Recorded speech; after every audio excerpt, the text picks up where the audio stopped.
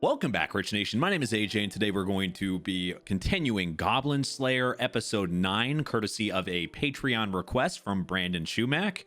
The last 8 episodes have been pretty great. We had a amazing Episode 1 that changed the way I really thought of the series in general, going from crazy to, you know, a few episodes of like getting a party together and a little bit less bloody, less gruesome, to back to that on episode 7.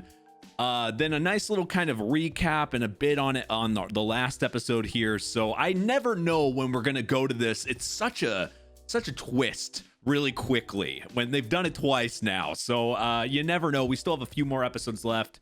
If you would like to check, if you would like to do these yourself and do a Patreon request, you can check out the Yandere tier or the Waifu tier. So for to request an episode or up to 3 episodes of a show or a movie, feel free to check out those tiers over on patreon.com/ajrich123, and let's go ahead and start.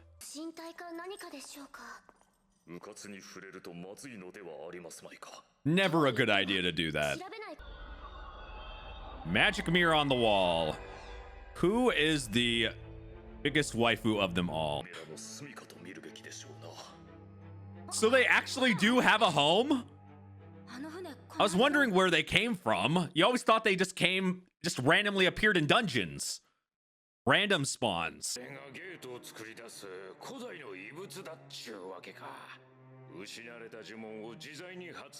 I would not want to visit that home.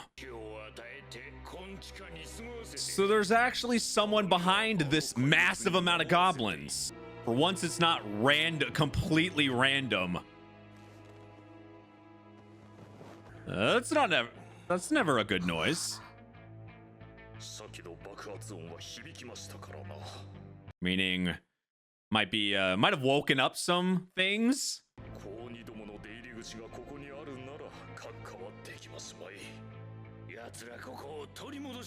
No one ever gets a break in this show. That has been obvious since episode 1.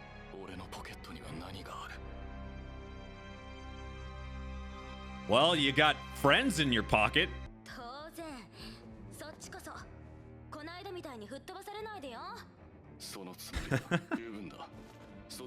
Isn't it usually, though? They improvised last time. Here, let's all have brownies.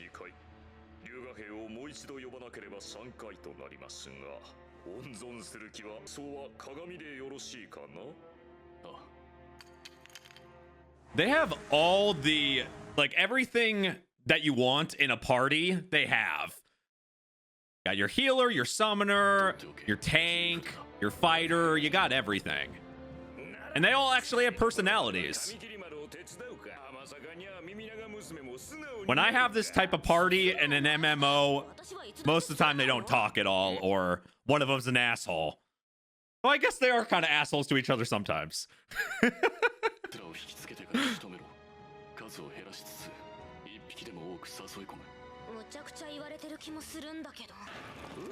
And usually the waifus in your group in an MMO, half of them may be dudes. The most pleasant thing in this show, seeing goblins take pain. An arrow through their head makes everybody happy. When they're having fun, you're not. I think you're gonna need like a 300 hit combo to finish these guys off.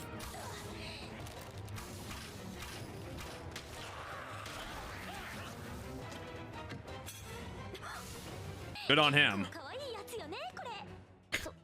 You just touch his bone ass.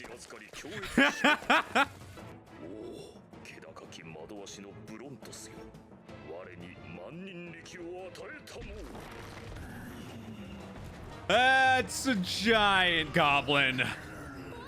That is the Hulk of goblins.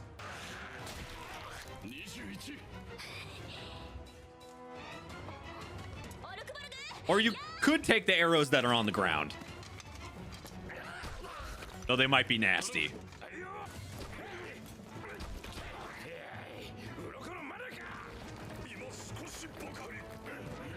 The Goblin Daddy won't wait. He wants to smash in more ways than one.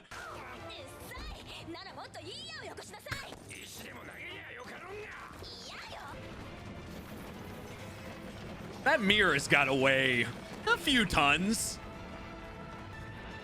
Are they...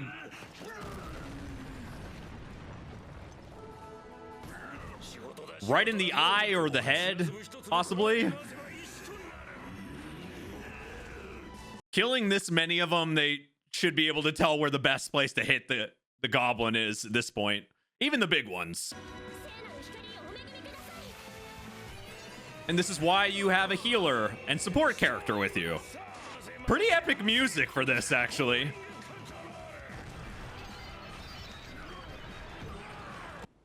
A green and a red moon. That is never good. You got those weird colors going on, you know you're something's weird.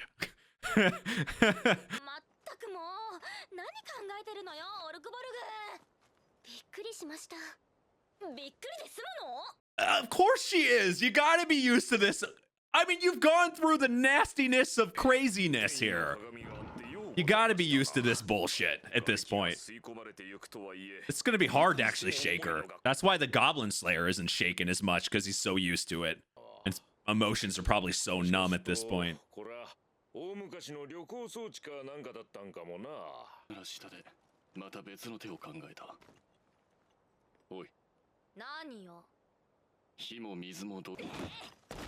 He's listening and oh goddamn, violence. Sexual harassment? The most action the main character has gotten was with her. Holy shit.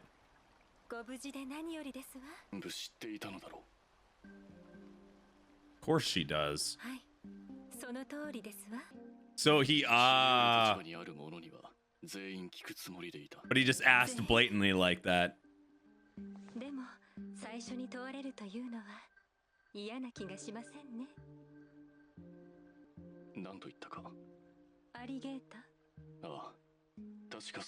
But how did she know that stuff?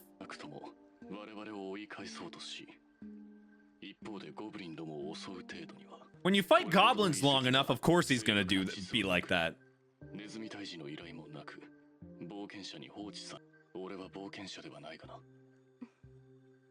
Technically,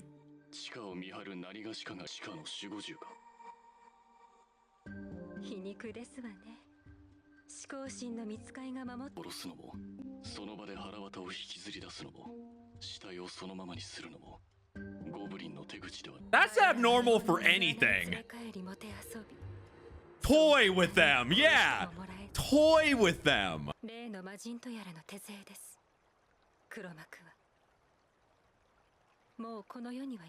So she knew about everything, but at this point she couldn't do it herself. That's why she needed help. I had a feeling she knew about stuff, but I didn't know to what extent.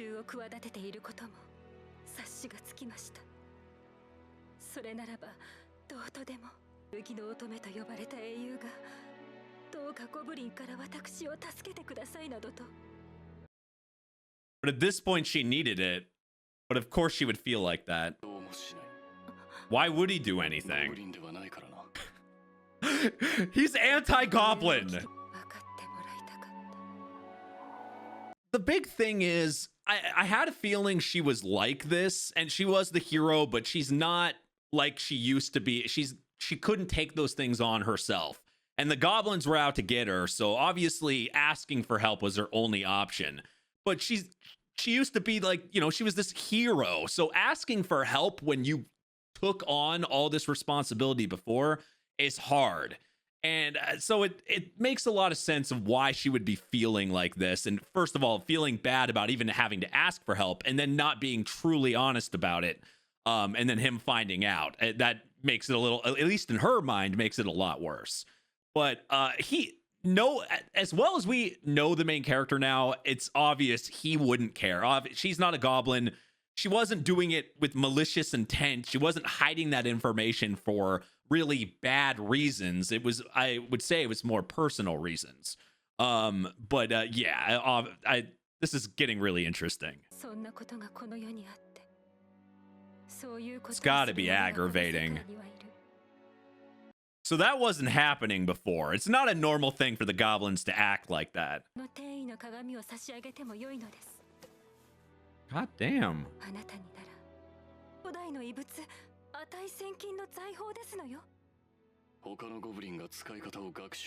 He had to do it so they wouldn't.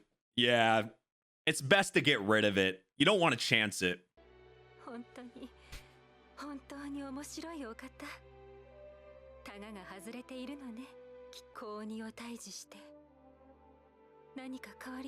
He might have become numb to everything, possibly.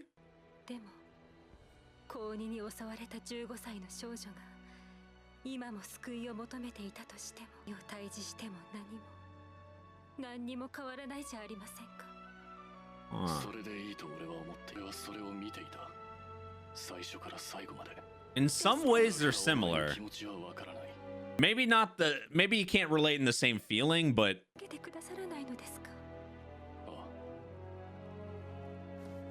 that is such an answer. That's so like him.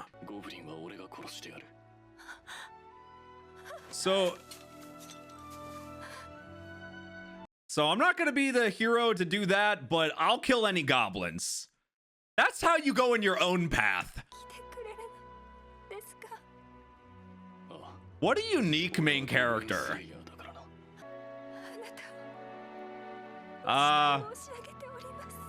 Meaning that I cherish you, but possibly more? It was kind of obvious from that bed scene before. That was really emotional, though. That really is such an answer the Goblin Slayer would make, though. Like, he'll still kill the goblins, but he's not gonna do exactly what you want.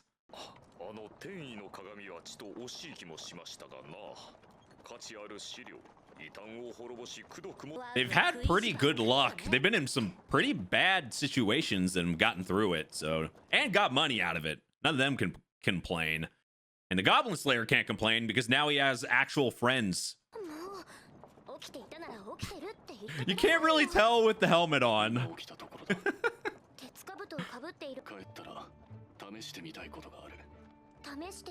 What would that be? Maybe try not... Oh, I was gonna say, maybe try not wearing your armor?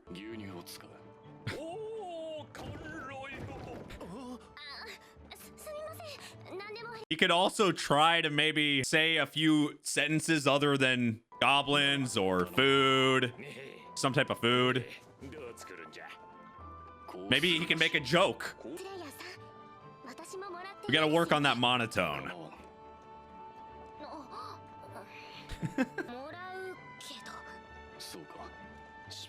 Best kind of girl right there.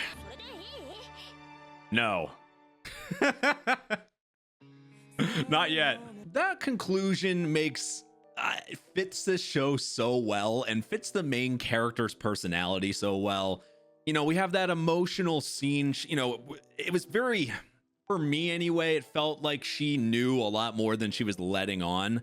And but the way the main character talks, you really, it's hard. Sometimes it's a little bit harder to tell what he's thinking. Just a little bit, just because for one, he's man of little words, but also he has surprised me with his one-track mind where he has helped people. He's starting to have friends. He's starting to be able to accept people and things around him. But then he goes back and do a thing where, I'm only gonna slay goblins. And I thought for maybe half a second, and I guess now I feel dumb thinking this, but for half a second I thought he might take on exactly.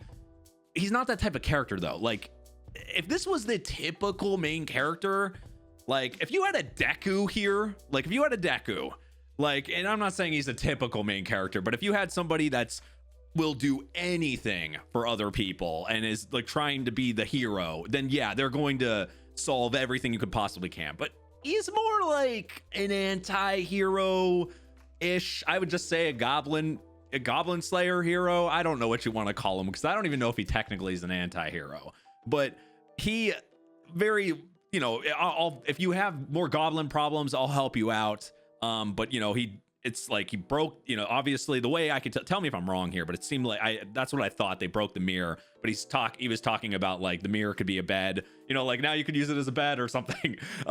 But just because of the wooden part, but I feel like that fit him so well of, yeah, I'll help you with the goblins. He does have a kind heart when it comes to certain things, but also he's not going to do everything. And he's definitely not going to like, I don't know. It just fit him so well. And I actually like that. And it's such a unique quality to a main character when they're not just yes men and they're not just doing I don't know. I kind of like that because it shows a flawed human being. And I do like to see that in main characters sometimes, that, you know, they're flawed and they're not perfect. And they're definitely, because when, you know, most people, everybody has something they'll do and they won't do. So everybody has likes, dislikes, but everybody is not always, yes, I'll do this. Yes, I'll do that. It's just nice to see that, really. But anyway, thank you for watching. I appreciate that. Thank you for the Patreon request. If you want to request something yourself, definitely check out the